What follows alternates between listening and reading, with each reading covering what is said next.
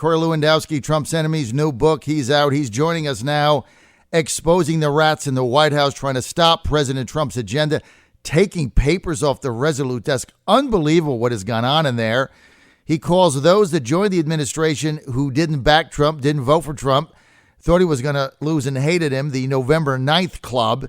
And he's called those people out, didn't back the president, don't believe in him, don't believe in his agenda, don't believe in anything he's trying to do, don't even know what America First is.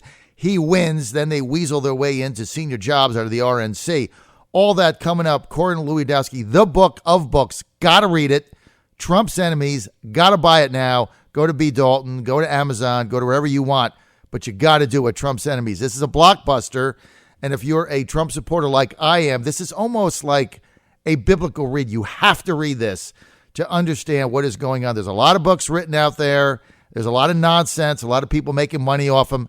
This book written for the right reasons, to get to the truth for what is going on inside the agencies and the effort to basically discredit and stop the president's agenda. And the fake news, well, they're going crazy today because once again, their nonsense is being exposed by President Trump. You're on the John Fredericks Radio Network. Want to welcome our new listeners on our new radio station we just bought, WJFN, 100.5 FM. Thanks for being with us.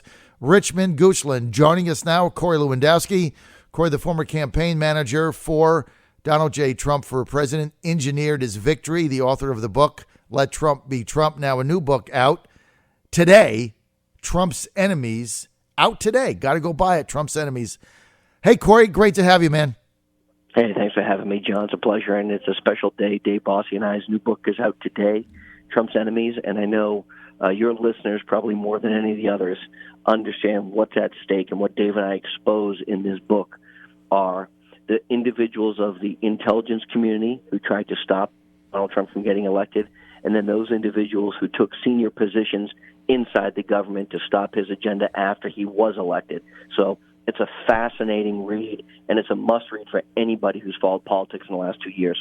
I'm going to start at the end and then go to the forward, if I may, Corey Lewandowski. I'm going to start at the end and ask this question. Okay, what do we do? How do we solve it? Well, John, it's very simple. Look, it's very simple. You have to, if you're the president, bring in individuals who want to see you be successful. And look, I've talked about this a lot. There are many other presidents who've taken in their rivals, their staffs, and I look at Jim Baker, who I think was probably the best chief of staff in the history of presidents in the modern time, and he wasn't supporting his president originally. He worked for a different candidate. But when he came into the White House, he put his own agenda aside and got on the president's page. The difference now is, and when Donald Trump came to Washington, D.C., he was a change agent. He didn't know the people. So he gets stuck with people like Gary Cohn and Sean Spicer and Rob Porter and Rex Tillerson and all these individuals who not only didn't support him, but were probably either actively campaigning against him or, didn't want to see him be successful. But he started to make those changes. And now he's brought Larry Kudlow in and John Bolton in and Bill Shine in. And those are the types of people that the president has to continue to bring in, the people who knew him, or more importantly, are willing to make sure that his agenda goes forth and not those individual staff agendas. When you say those individual staff agendas, what are they really after, Corey? What do they want? Do they just want the president to fail? No, John, they want fame and they want fortune and they want to be relevant again. And these are people who, by and large, they've tried to work hard, but then they get a phone call from, a reporter or a television station or a radio station says, hey, all of a sudden we're going to make you a star. Would you come on? And they start thinking, hey, I'll take notes or I'll take things off the president's desk or I'll enrich myself any way I can. And by doing that, they put their own self-interest in front of that of the president and the country, and that's really what has hurt this administration in the first 2 years. What would you trace this back to? I mean, the first bad move the president made after winning on election night, the first personnel decision he made, can you trace this back to its embryonic stage? Well, look, let me say this, John. During the transition, Reince Priebus got selected to be the chief of staff and was put in a very difficult position. But I'll tell you this, I think the morale in the White House under Reince Priebus was better than the morale under General John Kelly. I'll tell you that's where it is right now. As much as things were bad in the first 7 months, I would speculate they're probably worse now than they were then. In the book, you've outlined a number of people that are no longer with the administration, Gary Cohn, Sean Spicer being a couple of them, also Rob Porter. Is there anyone in there now that keeps you up at night? Anybody right now that you know is in the West Wing that you know in your soul is working against, Corey, the president's America First agenda? Look, I think there are people who continue to serve in the West Wing at some of the highest levels of the government who don't want to see him be successful, who think it is their job to protect the American people from the president, who have a fundamentally different view of the world than the president does. Some of those people are in, logistics divisions at the White House that, decide who gets on airplanes and who doesn't get on planes, which planes get to be used, which staff gets access to the White House. And, you see the pettiness of some of the people in that building all the time trying to control their fiefdom so that they can keep their finger on the pulse of what they think is important. And that's not serving the president well, and it's not serving the American people well. Corey, is the political office of the president as we go into 2020 successful, or do they need a makeover? Look, I think I think by and large, they have done what they can, but the decisions from the political office have not always been respected at the top of the food chain. And I know that there are people in the political office who, like I do, think that it is better when the president is on the road campaigning, like he was last night for Cindy Hyde-Smith. He is better when he is out in front of the American people, when he is talking directly to the American people. But there are people who think that, they should keep the president either in the residence or behind the Resolute desk and not addressing the American people directly. And that is a decision that I think has fundamentally flawed the outcome of the midterm elections. And while this president got on the road and did everything he could to help Senate candidates and congressional candidates from September forward, as you know, John, I had argued for a long time that I thought the president should be very systematic of being on the road, whether it's once a month or twice a month, traveling around the country and reminding the people directly of the success that his first 2 years of this presidency have had. And there are people in the building, and I don't think it's the political shop who make the final scheduling decisions, who just thought that was a bad idea, and we've paid the consequences now by losing what seems to be 38 seats in the House, when we probably could have really limited that had the president had the opportunity over a sustained period of time to be out on the road traveling more. Well, look, there were at least of those 38 seats that we lost, so many of them were by a percentage or two, almost half of them under 3%. The president, if he went to some of those CD districts, probably would have saved 10 seats. You'd probably be looking at 28, 29, certainly not 37. So that was a mistake there in judgment. And, a lot of these people operate in fear. Well, if we send the president to a certain congressional district and they lose, that looks bad. Well, when you're going to 15 of them, you're going to lose some of them, right? It's just part of the math. So I never really got that decision. And, I think that was one of the mistakes that were made in there. But look, let's go to Chief of Staff, and I'm going to mince no words. When you get into a reelection campaign, Corey, and this is going to be tough, Trump 2020, no question, especially with the new round of GM layoffs, and I'm going to get into that in a minute. Reagan going into 1984, as you said, he had James Baker. Nobody would argue with James Baker's political acumen, I don't think, in the world. Obama had Rahm Emanuel going into, 2012. The president has General Kelly, great guy, served his country, great Marine, no political instincts. You got to make a move there, right? Well, look, I think if you look at Jim Baker and you look at Rahm Emanuel, they were political in nature. Okay, they by their very core understood politics, and I think it's my position that every first-term president wants a second term, and that leadership for that second term starts with the chief of staff. And I think it's fair to say that General Kelly has served his country very admirably, but he does not have the skill sets that traditional chiefs of staff have when it comes to politics for a first-term president. And I think it's going to be up to the president to decide if he wants to go into the 2020 cycle with a policy and procedure chief of staff, or if he wants to make a change and have a chief of staff much more in line with the Rahm Emanuel model, or the Jim Baker model, which is one focused on politics. And that's a decision only the president can make, but I think he's going to make that decision soon. So do you have a candidate for that? I don't, and it's not up for me. It's not for me to decide. It is for who the president best feels is going to help him be successful the next 2 years dealing with the Democratic Congress, which is a significant factor in the subpoenas that are surely going to come from that, and who is going to make sure that his White House runs in the manner that he wants it to run, and that includes making sure he has access to all of the information he needs prior to making decisions. So, I want this president to be as successful as possible. His policies in the first 2 years have helped everyday Americans become more successful, richer, and more secure, and we want to make sure that that continues. So this president's going to decide, I would think in the very near future, which staff members are coming and which ones are leaving, and that's also true of the cabinet, and that's a very natural progression right. after a first-term election. You know what I like about Shine from Fox News? When was the last time you've seen Shine on TV or grabbing any headlines? Do you remember? Never. Look, I've never seen Bill Shine do a formal interview. I think Bill Shine is the type of man who does not need to prove himself. He has already done that. He was the president and CEO of a large major network, and now he's there for the right reasons, which is to support the president to get his agenda done. And when I look at the Bill Shine hires of the world, I look at the Larry Kudlows, the John Boltons.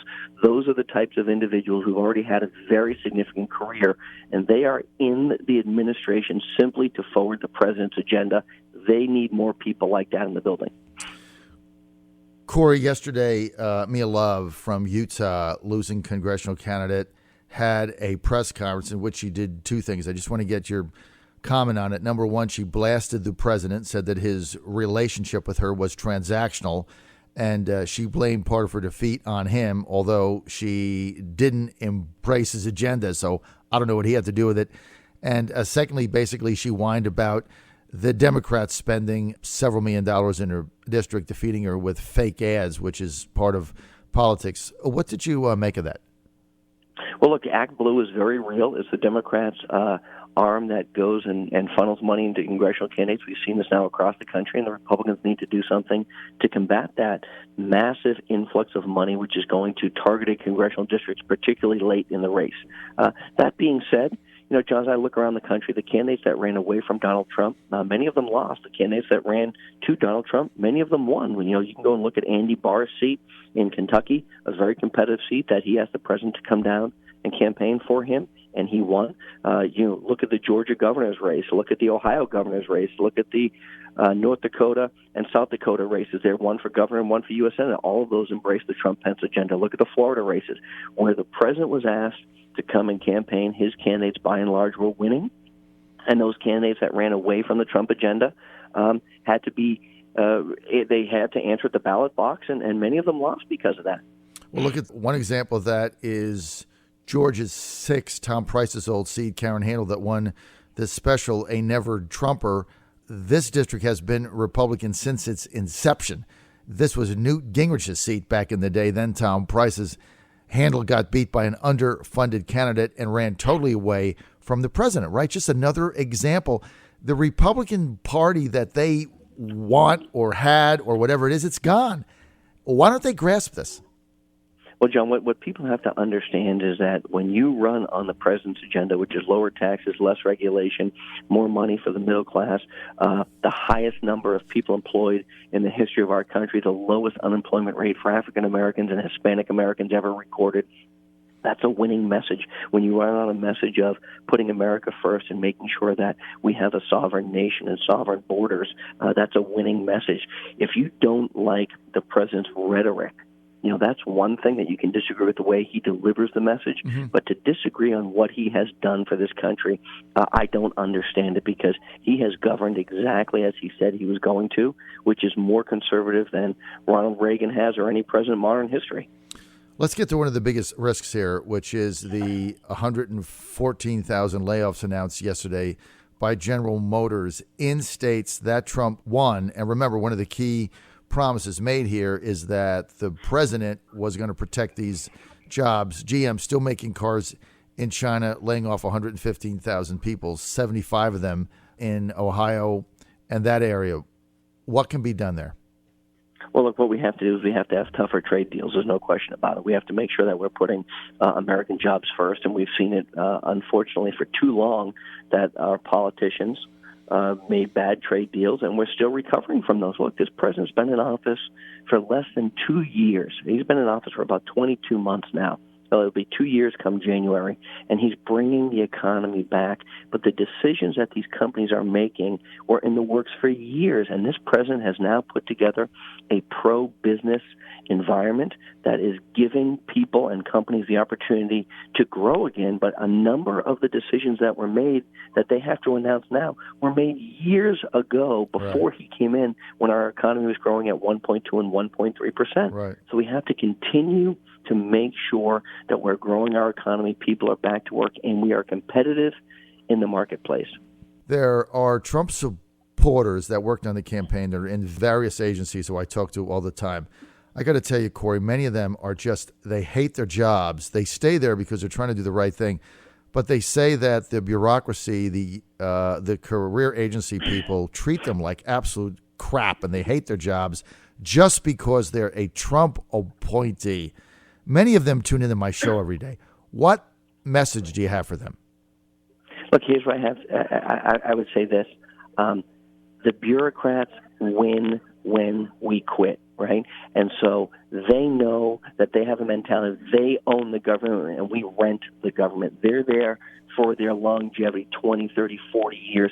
We can go and do some great things, but we can't do it if the people who are fighting on the Trump agenda give up. Trump never gives up. I ask you to hang on. And look, draining the swamp is a very difficult thing to do. It has been full for a long time. And having a president that comes to Washington, D.C. with people who want to change, fundamentally change the way the system works, is not an easy thing to do.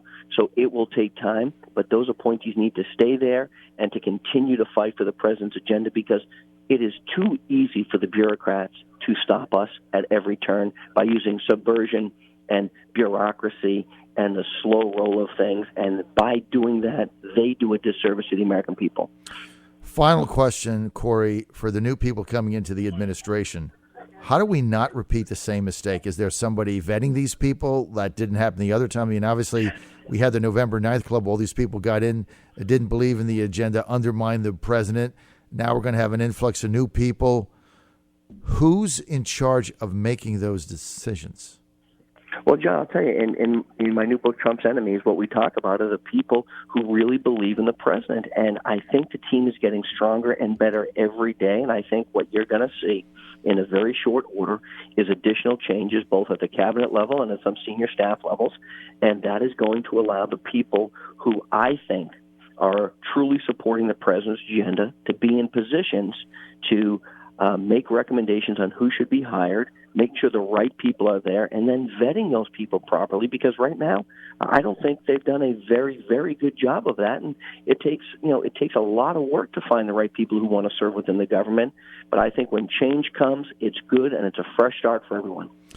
Does there need to be changes in the president's West Wing communications department? I don't know. I'll tell you, the work that Bill Shine has done over there, I think, is very admirable. He's still building a team. Can there always be improvements? Of course. But I have full faith in Bill Shine to put together the right team to represent the president in forward-facing communications in everything he does. So I'll leave that to Bill. Have we outed the leakers? I don't think we've done them all yet, but we're working on it. All right. Corey Lewandowski, we're out of time. I really want to thank you for being here with us. Trump's Enemies. You can buy it. Anyway, it's out today. You got to go get it. Get your copy now. Pre-order. You can go to Amazon, B. Dalton Bookstore, any bookstore you want, or your favorite book ordering company. Just go online. Trump's Enemies. This is a absolute must-buy. Now, if you buy a book on time and you can get it to me, well, I have my studio in Corey's house, so we can get him to sign it for you. Just get it over to me at the studio, and I know you'll sign it when I see him there. So be sure and do that. Got to buy this book. This is the must-read book if you support the president and his agenda and you're concerned about 2020 in any way. This is the read you have to do. Plus, perfect gift for Christmas. Don't forget that. Trump's Enemies. Corey Lewandowski and Dave Bossie. Hey, Corey, thanks for being with us, man. Thanks, John. Appreciate it.